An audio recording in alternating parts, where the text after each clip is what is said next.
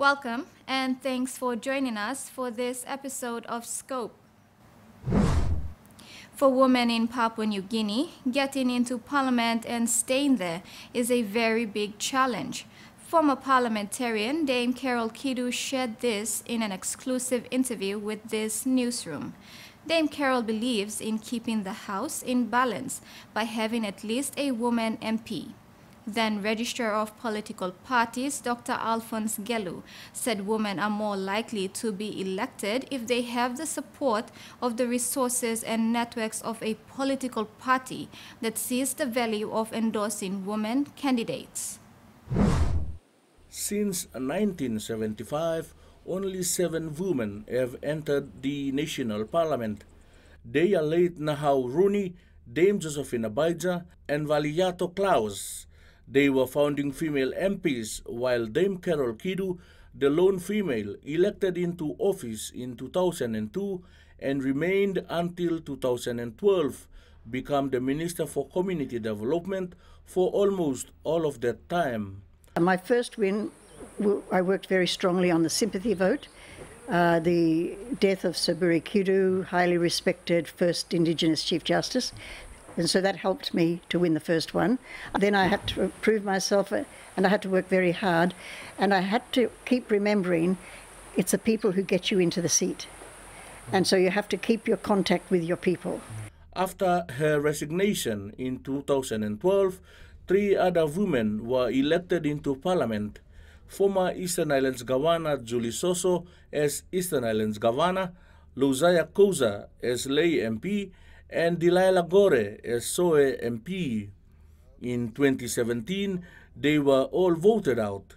Former Parliamentarian Dame Carol Kidu said the history of women in politics in the country is quite sad. For national MPs, for women from out, or anyone from other districts, they've got to balance that thing of, yes, being there in Parliament. If they're a minister, yes, being in NEC meetings. Almost every week you have to be in meetings for NEC, as well as keeping your face well known in the community. And so that's a balance that has to be maintained, yeah, so that you can win a second time, a third time, and so on. But from my research globally, women tend to go into politics not forever. Like I said when I started, if the people will allow me and will vote me in again, I will do 3 terms, no more. And so in my mind, it was firmly fixed that I was going to retire in 2012. In terms of reserved seats for women in Parliament, Dame Carol said there is no committed effort from government to make it come to fruition. An attempt was made in 2019 to use the existing constitutional provisions to nominate 3 women to the Parliament, but this effort subsequently failed to attract enough support amongst MPs. Subsequently, Dame Carol pushed for reserved seats for women. In our constitution, affirmative action, and it has been used globally effectively to get women into politics, affirmative action. I tried very hard in my final term to do the 22 reserve seats one, to get a sizable number. It was going well, and the constitutional amendment was passed. But the organic law to enable that constitutional amendment did not pass, because that was when we had the political coup and there was a change of government and things like that, and the numbers were not there in the end. In December 2011, the Equality and Participation Act was passed to introduce 22 reserved seats for women in the national parliament. However, in order for the act to be implemented, an amendment to the organic law on national and local level government elections was also necessary, but the amending bill failed to attract the necessary number of votes in early 2012. As such, reserved seats for women were not introduced at the 2012 elections. Successively since then, government have talked about reserved seats, but I'm sorry to say it, but I don't think the majority have been very genuine. If they were genuine, they would get it through, full stop. But there are reservations, and that's understandable. I just hope that this time around, 2022, we will get some women in, and not just one woman. I would like to see more than 3 if possible. Dame Carol believes in keeping the House in balance by having at least a woman MP. Meantime, Dame Carol says she will be assisting intending women candidates in the upcoming national elections to make sure they are on track before and after the elections. It's going to be a hard road because it's getting harder and harder for women to win. That's my observation.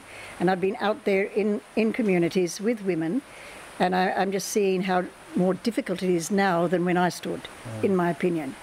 And that's the change of the nature of politics in Papua New Guinea. I see an enormous need for community education, and that would indirectly help women win politics. Yeah. What is the job of a politician? They're legislators, they're policy makers, they're planners, they've got to be able to think budget, but they shouldn't be playing with the budget themselves. 58 women from across the country came together at the 3rd Practice Parliament for Women held in Port Moresby recently. The Practice Parliament is being implemented as a partnership between the Independent Political Parties and Candidates Commission, National Parliament, Department for Community Development and Religion, and UNDP. DFCDR Secretary Jerry Ubase stated that the 10th Parliament has become globally famous for having no women MPs at all in its membership. This is a shame for our country, he said. He made a pledge that his team at DFCDR will do better for our women who make up half of this country and whose voices have not been heard in national decision-making for too long.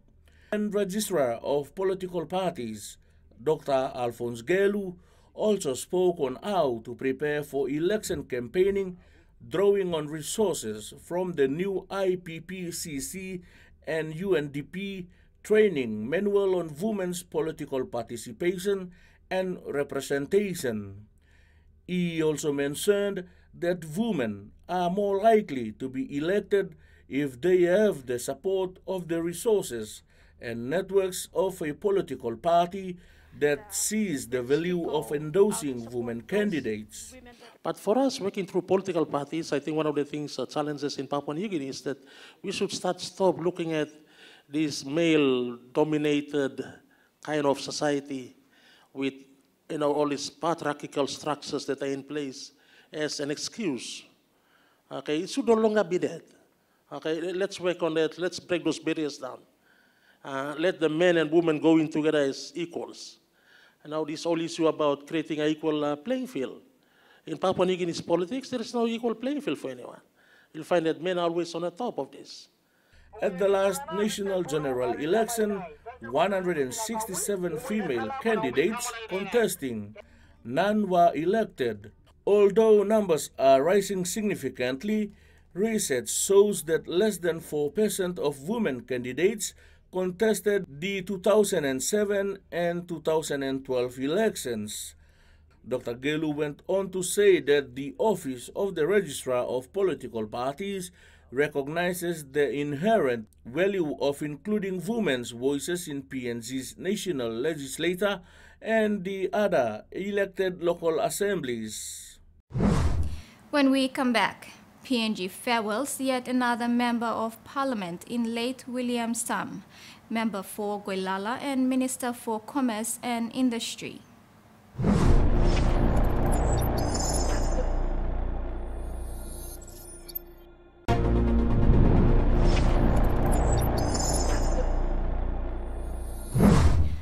On March 3rd, the country was shocked to hear of the passing of the member for Goilala and Minister for Commerce and Industry, William Samb.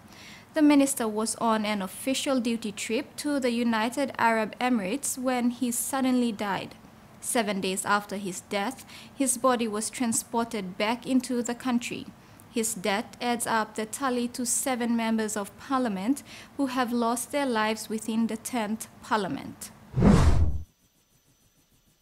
Popularly known within the government circle as a zealous defender for the rights of Papua New Guineans, the news of William Samb's passing came as a shock. The member for Goilala who was also Minister for Commerce and Industry, was on official duties at the Trade Exposition in Dubai when he suddenly passed. Authorities say he died from a heart attack. The Prime Minister, in a statement, said Samb died at 12:18 p.m. UAE time on the 3rd of March, according to information received from UAE Ambassador Joshua Kalino. The public, after hearing of his passing, poured out their deepest regrets on social media and the mainstream media at the MP's passing, especially in a foreign land, far away from home. On the 11th of March, his body arrived in the country.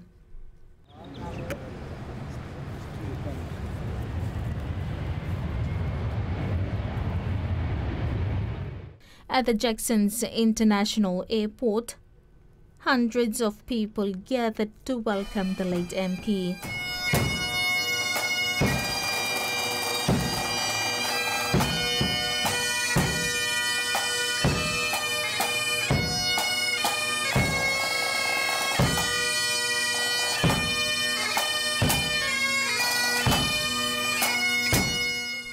Among the crowd was his immediate family, mother and 2 children.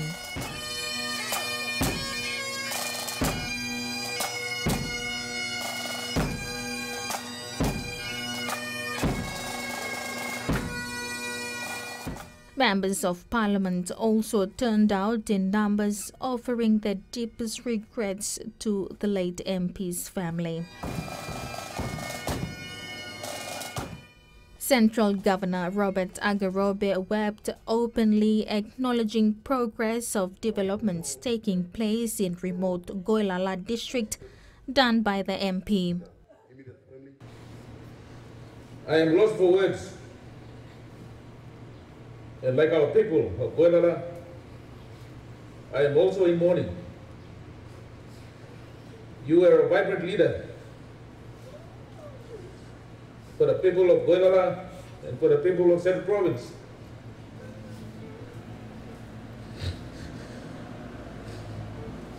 We fought side by side on the issues that were important for the people of Central Province. And we supported each other on all the issues that we saw were beneficial for the people of Goilala and the greater Central Province and Papua New Guinea. Samb was a civil engineer by profession. He was elected into the 9th Parliament during a by-election in August 2015, following the passing of late Daniel Mona. He was re-elected into the House in the 2017 general elections under the Pangu Party banner.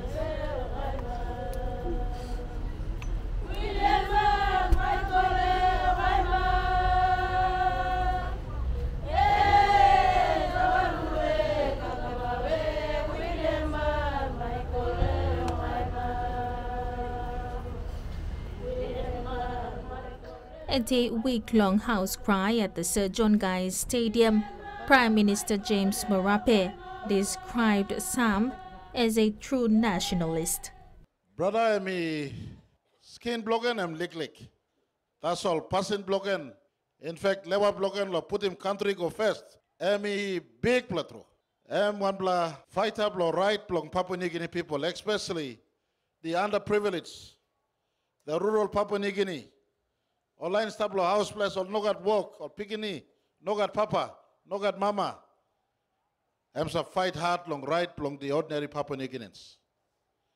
Me save him privilege one time, lo save him almost 5 years in cabinet one time. The previous government and government lo mitla yet. Is put him interest block country ahead of interest block and yet. And one pla leader you may lose him na me big plus or retro.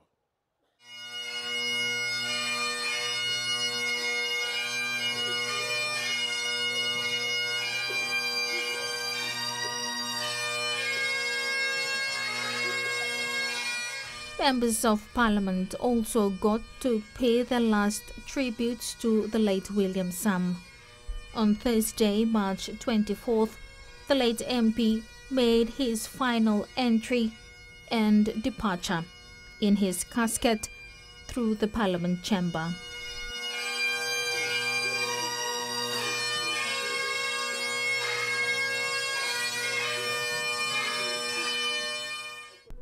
His colleague MPs remember him as a small man with a big heart for his people.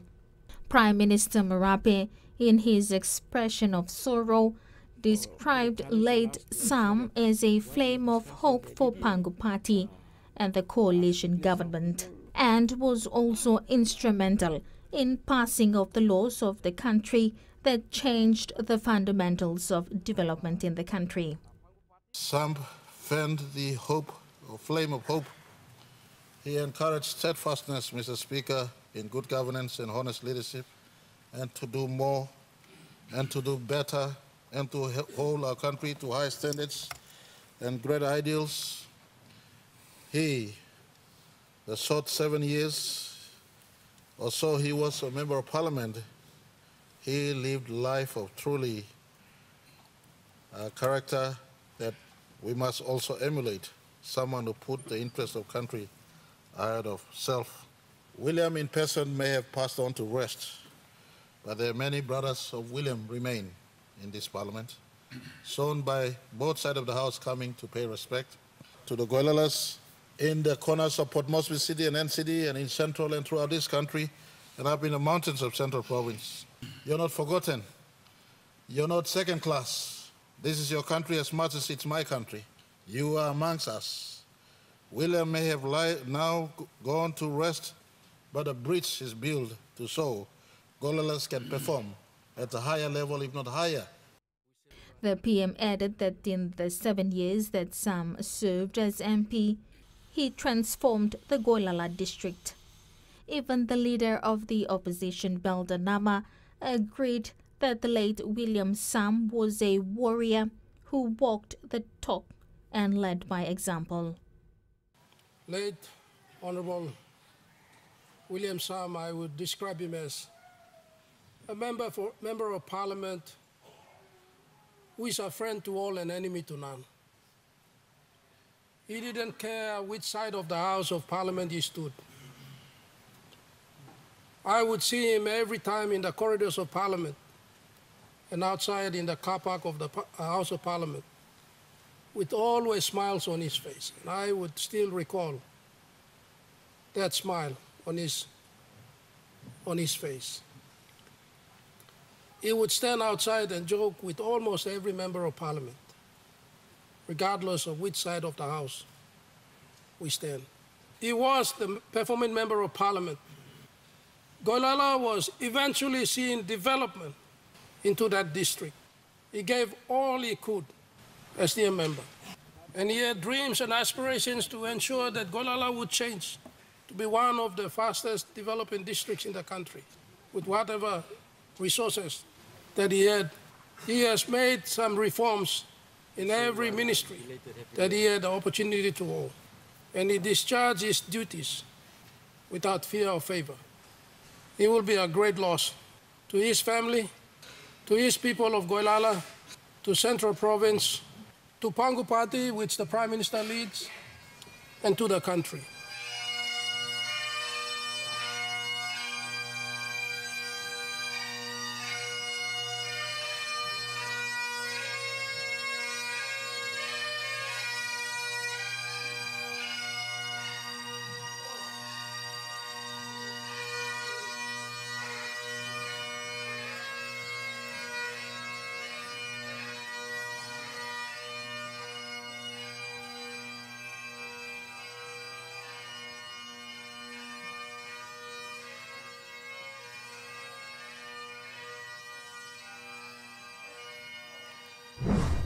After the break, Namatanai people welcome Vital Link in the opening of the district's airstrip.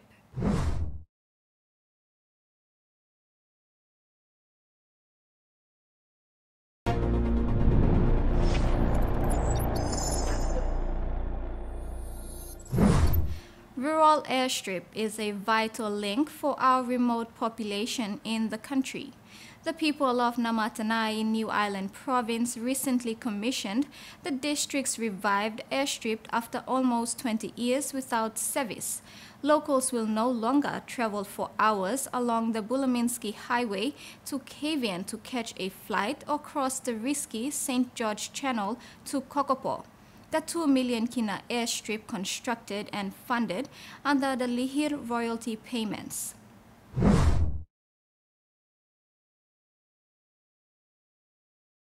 The people of Namatanai were delighted to reopen their airstrip after 20 years without service. People from all 6 local level governments of the district gathered at Namatanai town to witness the ceremony.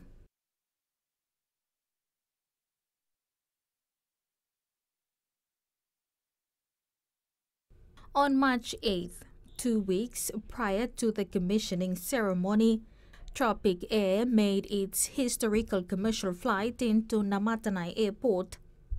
The airstrip was sanctioned to operate after the Civil Aviation Safety Authority gave the all-clear. For the people of Namatanai and the business community, crossing the dangerous St. George Channel by boat to East New Britain and traveling 4 hours along the Buluminski Highway to TVWAN will be a thing of the past. Flights are now accessible with 50% subsidized airfares for locals traveling back and forth to Tokwa.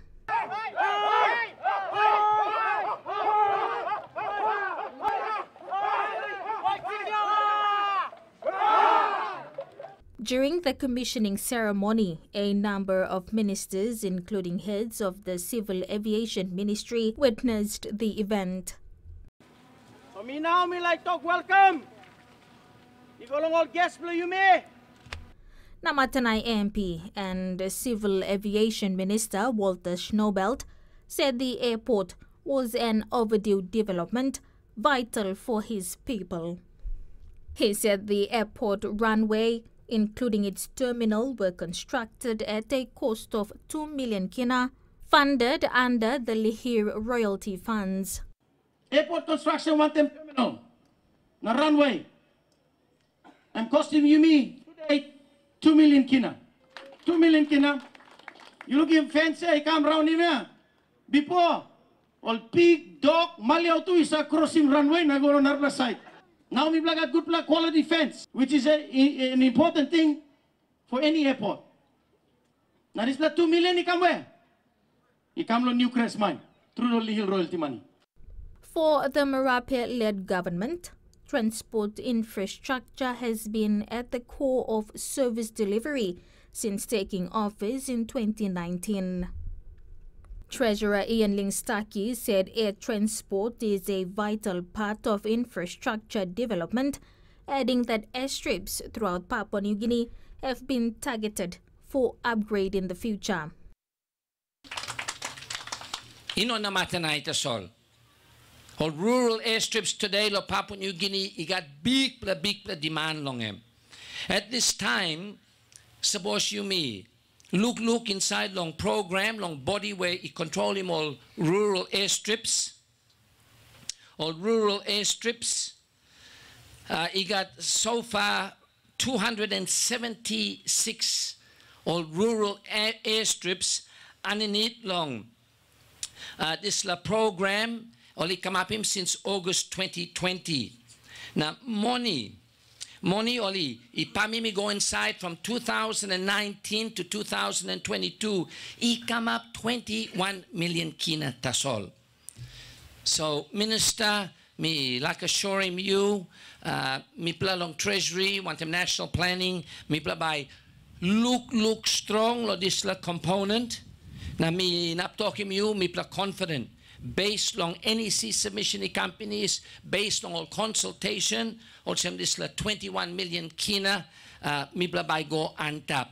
Mipla go on top. The Treasurer reiterated the government's stance to continue to rehabilitate all airstrips throughout the country. Meantime, several impact projects worth 20 million kina were launched together with Namatanai District's revived airstrip in New Ireland. They include 520,000 kina law and order vehicles for DDA business arm Namatanai Advancement Limited, 5.5 million of a 1 megawatt biomass power generation project, 2 million kina Namatanai Fire Station, 2 million kina Flight Training Center, and 4 million kina hydrogen solar power project for the Namatanai District Hospital. Schnobel said the projects were focused on delivering services to doorsteps under the DDA's Stretim Idwa Pastem concept. And that ends Scope this evening.